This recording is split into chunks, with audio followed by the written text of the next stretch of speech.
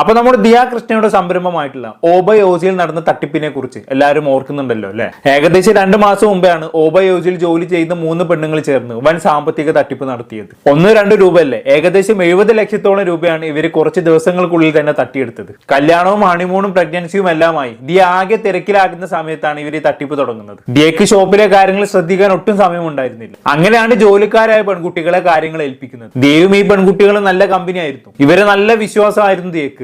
അതിവര് നല്ലോണം മുതലാക്കി. Online payment ചെയ്യുന്ന QR കോഡിലും phone നമ്പറിലും ഇവര് കൃത്രിമത്വം കാണിച്ചു. ഷോപ്പിലെ QR കോഡും നമ്പറും മാറ്റിവെച്ച് പകരം കസ്റ്റമേഴ്സിന് ഇവരുടെ ബാങ്ക് ഡീറ്റെയിൽസ് കൊടുക്കാൻ തുടങ്ങി. അതോടെ ലക്ഷക്കണക്കിന് രൂപ ഇവരുടെ അക്കൗണ്ടിലേക്ക് ഒഴുകി വന്നു. ഇവര് 3 പേരും ഈ പണം ഉപയോഗിച്ച് പല പരിപാടികളും ചെയ്തു. കടം വീട്ടലും സ്വർണം വാങ്ങലും വീട് വെക്കലും ഒക്കെ ആയിട്ട് ഇവർ അടിച്ചു പൊളിച്ച്. പക്ഷെ പലനാൾ കള്ളൻ ഒരു നാൾ പിടിയിലെന്നാണല്ലോ. ദിയ വരെ കൈയോടെ പിടികൂടി. 3 പേരെയും വിളിച്ചു വരുത്തി ചോദ്യം ചെയ്തു. പക്ഷെ അതിനിടയിൽ ഈ പെണ്ണുങ്ങൾ എന്താക്കി, തങ്ങളെ തട്ടിക്കൊണ്ടുപോയി ജാതിപരമായി അധിക്ഷേപിച്ചു എന്നൊക്കെ പറഞ്ഞുകൊണ്ട് ദിയക്കും ദിയയുടെ വീട്ടുകാർക്കും എതിരെ ഒരു കേസ് അങ്ങോട്ട് കൊടുത്തു. അങ്ങനെയാണ് ഈ സംഭവങ്ങളൊക്കെ പുറലോകം അറിയുന്നത്. ഇവരുടെ തട്ടിപ്പിന്റെ കഥ പുറത്തു വന്നു. ദിയ ഇവരെ ചോദ്യം ചെയ്യാൻ വിളിച്ചു വരുത്തിയിരുന്നല്ലോ, അത് ഇവര് വീഡിയോ എടുത്ത് വെച്ചിരുന്നു. ആ വീഡിയോ പുറത്തു വിട്ടതോടെ ഈ പെണ്ണുങ്ങൾ 3 പെരുങ്കള്ളികളാണെന്ന് പൊതുജനം തിരിച്ചറിഞ്ഞു. ഇത്രയും പണം തട്ടിച്ചാണ് ഇവർ ദിയക്കും കുടുംബത്തിനുമെതിരെ വ്യാജ പരാതി കൊടുത്തത് എന്ന് എല്ലാവർക്കും മനസ്സിലായി. എന്തായാലും ആ പരാതിയൊക്കെ തള്ളിപ്പോയി. ഈ പെണ്ണുങ്ങൾക്കെതിരെ കേസുമായി. അതിനിടയിൽ ഈ പെണ്ണുങ്ങൾ പല കളികളും കളിക്കാൻ നോക്കി. ദിയയും കുടുംബത്തെയും മാക്സിമം കരിവാരി തേക്കാൻ നോക്കി. ദിയയുടെ ഭർത്താവായിട്ടുള്ള അശ്വിൻ ഒരു കോഴിയാണെന്ന് ഇവരെ പറഞ്ഞു വരുത്തി. അതിനൊക്കെ ദിയ ഉരുളയ്ക്ക് ഉപ്പേര് പോലെ മറുപടി കൊടുത്തിട്ടുണ്ടായിരുന്നു.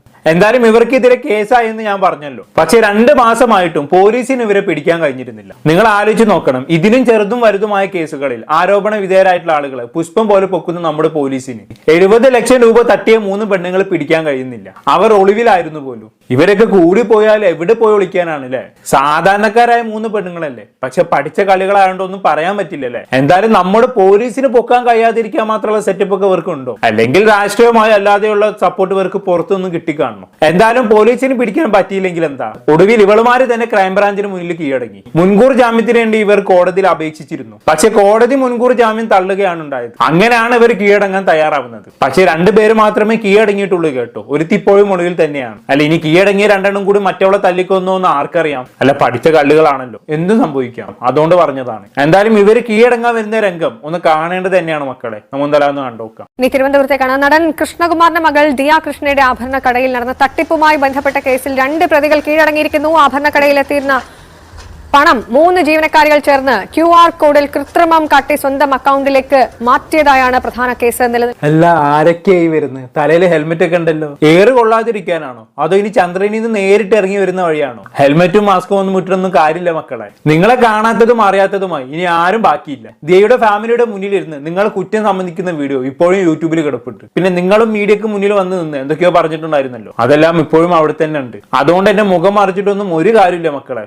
നടൻ കൃഷ്ണകുമാറും മകൾ ദിയയും ചേർന്ന് നടത്തുന്ന സ്ഥാപനത്തിലെ 3 ജീവനക്കാരികൾ അവരുടെ QR കോഡ് ഉപയോഗിച്ചുകൊണ്ട് സ്ഥാപനത്തിലേക്ക് എത്തേണ്ട പണം അവരുടെ അക്കൗണ്ടിലേക്ക് വകമാറ്റി. അങ്ങനെ 69 ലക്ഷത്തിലധികം രൂപയുടെ തട്ടിപ്പ് നടത്തിയിട്ടുള്ളതായിരുന്നു കൃഷ്ണകുമാറിന്റെ പരാതി.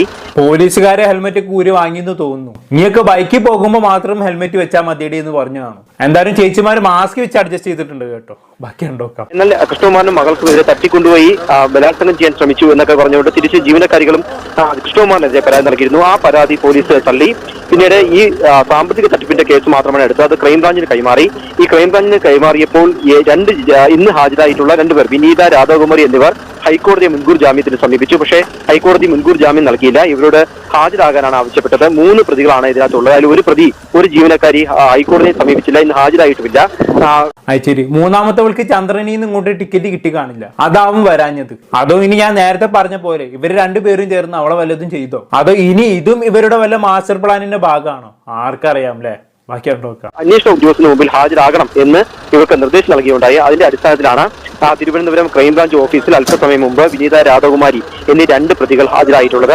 ഇവർ കഴിഞ്ഞ കുറെ നാളുകളായി ഒളിവിലായിരുന്നു എന്നാണ് പോലീസ് പറയുന്നത്. ആദ്യം മ്യൂസിയം പോലീസ് ഇവരെ കുറിച്ച് അന്വേഷിച്ചപ്പോഴും വീട്ടിലുണ്ടായിരുന്നില്ല. തുടർന്ന് ജില്ലാ കോടതിയിൽ ജാമ്യാപേക്ഷ നൽകി. ജാമ്യാപേക്ഷ തള്ളി. അതിനെ തുടർന്ന് ഹൈക്കോടതിയിൽ പോയി. ഹൈക്കോടതിയും ജാമ്യാപേക്ഷ തള്ളുകയുണ്ടായി. ഇതേ തുടർന്നാണ് ഈ പ്രതികൾ ഹാജരായിരിക്കുന്നത്.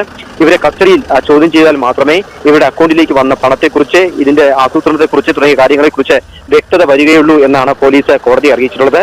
ഇന്ന് ഈ രണ്ടുപേരെയും വിശദമായി ചോദ്യം ചെയ്യുമ്പോൾ അവരുടെ അക്കൗണ്ടിലേക്ക് എത്രത്തോളം പണം വന്നിട്ടുണ്ട്, ആ പണം എവിടെയാണ് ചിലവഴിച്ചിട്ടുള്ളത് തുടങ്ങിയ കാര്യങ്ങളുടെ വിശദാംശങ്ങൾ അറിയും. വൈകുന്നേരം അറസ്റ്റ് രേഖപ്പെടുത്തിയ ശേഷം കോടതിയിൽ ഇന്ന് തന്നെ ഹാജരാക്കുമെന്ന് ഈ അന്വേഷണ ഉദ്യോഗസ്ഥനായ DYSP ഷാജി പറയുകയുണ്ടായി. ഇവിടെ അഭിഭാഷകൻ മുഖേനയാണ് ഇന്ന് ഹാജരാകുമെന്ന് പോലീസിനെ അറിയിച്ചത്. അതുകൊണ്ട് കഴിഞ്ഞ ദിവസങ്ങളിൽ അവരെ അന്വേഷിച്ച് വീടുകളിൽ നിന്ന് പോലീസ് പോയിരുന്നില്ല. കാരണം കോടതി നിർദ്ദേശപ്രകാരം പ്രതികളെ ഹാജരാക്കാം എന്നാണ് പറഞ്ഞത്. അതിൽ ഹെൽമറ്റ് ഒക്കെ ധരിച്ചാണ് ക്രൈംബ്രാഞ്ച് ഓഫീസിലേക്ക് ഈ പ്രതികൾ എത്തിയത്, തിരിച്ചറിയാതിരിക്കാനായി.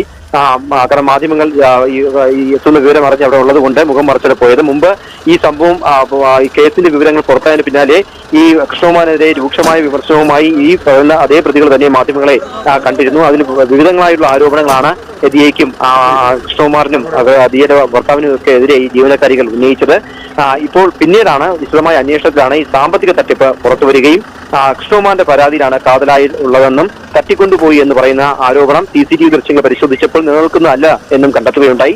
അതുകൊണ്ട് അപ്പൊ അങ്ങനെയൊക്കെയാണ് കാര്യങ്ങൾ. എനിക്കിവിടെ പോലീസിനോടാണ് പറയാനുള്ളത്, ഇത്രയും കാലമായിട്ടും അവർ നിങ്ങൾക്ക് പിടിക്കാൻ കഴിഞ്ഞില്ല. ഇപ്പൊ അവരായിട്ട് നിങ്ങളുടെ മുന്നിൽ വന്ന് കീഴടങ്ങി. ഇനിയെങ്കിലും നേരാവണ്ണം കേസെടുത്ത് അന്വേഷണമൊക്കെ നടത്തി ഇതിന്റെ സത്യാവസ്ഥ പുറത്തു കൊണ്ടുവരണം. അല്ല, സത്യം എന്താണെന്നുള്ളത് ഏകദേശം എല്ലാവർക്കും അറിയാം. ഈ പെണ്ണുങ്ങളെ തന്നെ തെറ്റി പറ്റിപ്പോയെന്ന് സമ്മതിക്കുന്നത് മറ്റേ വീഡിയോയിലുണ്ടല്ലോ. ഇനി ആവശ്യമുള്ള തെളിവുകളൊക്കെ സെറ്റാക്കി നല്ല ശിക്ഷ വാങ്ങിച്ചു കൊടുത്താൽ മാത്രം മതി. അതെങ്കിലും ചെയ്യുമായിരിക്കില്ലേ നമ്മുടെ പോലീസ്, ആർക്കറിയാം. പിന്നെ മറ്റൊരു കാര്യം, രാഷ്ട്രീയ പാർട്ടികളിൽ നിന്നും മറ്റോ ഇവർക്ക് വഴിവിട്ട സഹായം കിട്ടിയിട്ടുണ്ടെങ്കിൽ അതും കൂടി പുറത്തു കൊണ്ടുവരണം. ഇതിന് പിന്നിൽ വേറെ എന്തൊക്കെയോ വലിയ കളികൾ നടക്കുന്നുണ്ടെന്നൊരു റൂമർ കേട്ടിട്ടുണ്ടായിരുന്നു, അതും കൂടി തെളിഞ്ഞു വരണം. എന്തായാലും അതിനിടയിൽ ഈ പെണ്ണുങ്ങൾക്കെതിരെ വീഡിയോ ചെയ്ത നമ്മുടെ സീക്രട്ട് ഏജന്റ് സായി കൃഷ്ണയെ ഭീഷണിപ്പെടുത്തിക്കൊണ്ട് ഇവർ മെസ്സേജ് അയച്ചൊരു സംഭവം ഉണ്ടായിരുന്നു. അതിനെ കുറിച്ച് സായി ഒരു വീഡിയോ ചെയ്തിട്ടുണ്ട്, അതൊന്ന് കണ്ടോക്കാം. ദിയ കൃഷ്ണ, ഓബൈ ഓസി, അവിടുത്തെ എക്സ് വർക്കേഴ്സ് ആയിട്ടുള്ള ആ 3 സ്ത്രീകൾ ചില്ലറക്കാരല്ലടേ, ഭീഷണി. എനിക്കും കിട്ടി വൻ ഭീഷണി അവർ. ഞാൻ നോക്കുമ്പോൾ ഈ കഴിഞ്ഞ ട്യൂസ്ഡേ, ഓക്കെ, ഇപ്പോൾ ട്യൂസ്ഡേയിൽ എനിക്ക് ഒരു 3 PM എൻ്റെ വീഡിയോൻ്റെ ഒരു ലിങ്ക് എനിക്ക് ഇട്ട് തന്നിട്ട് ഇവരുടെ ഒരു മെസ്സേജ് ഞാനിവിടെ കൊടുക്കാം. Hello, this side Vineetha. I noticed that you have posted content using my photo and or voice without my consent. I do not give permission for any image, voice or any part of my identity to be used in your content. The content is also mentally and emotionally distressing. I request you to delete it immediately. If not removed, I will be forced to take legal action under cyber law and report it for harassment and defamation. I hope you will understand and take this seriously. Thank you.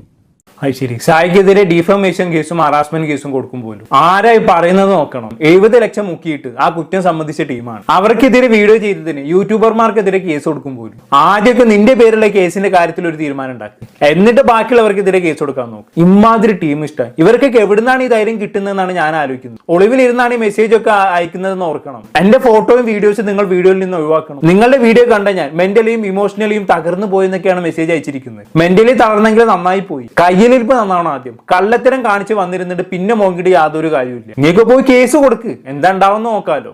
അല്ല പിന്നെ ഇത്രയും വലിയ ഉടായ്പ കാണിച്ചു വെച്ചതും പോരാ, അതിനെതിരെ സംസാരിച്ചവർക്കെതിരെ case കൊടുക്കും പോലും. ഇവളൊക്കെ ആരുടെ, എവിടുന്നാണ് ഇവർക്കൊക്കെ ഇത്രയും ധൈര്യം കിട്ടുന്നത്? ഇവളുടെയൊക്കെ പിറകിൽ ആരൊക്കെയോ ഉണ്ടെന്ന് സംശയിക്കേണ്ടിയിരിക്കുന്നു. അല്ലെങ്കിൽ ഒറ്റയ്ക്ക് മാതിരി കളികൾ കളിക്കാൻ മാത്രമുള്ള വലുപ്പമൊന്നും ഇവളുമാർക്ക് ഉണ്ടെന്ന് എനിക്ക് തോന്നുന്നില്ല. എന്തായാലും കൂടുതലൊന്നും ഞാൻ പറയുന്നില്ല. എന്താണെന്ന് കേട്ട് നിങ്ങൾക്ക് തോന്നുന്നത് കമന്റ് ബോക്സിൽ രേഖപ്പെടുത്തുമല്ലോ. അടുത്തൊരു ടോപ്പിക്കുമായി വീണ്ടും കാണാം.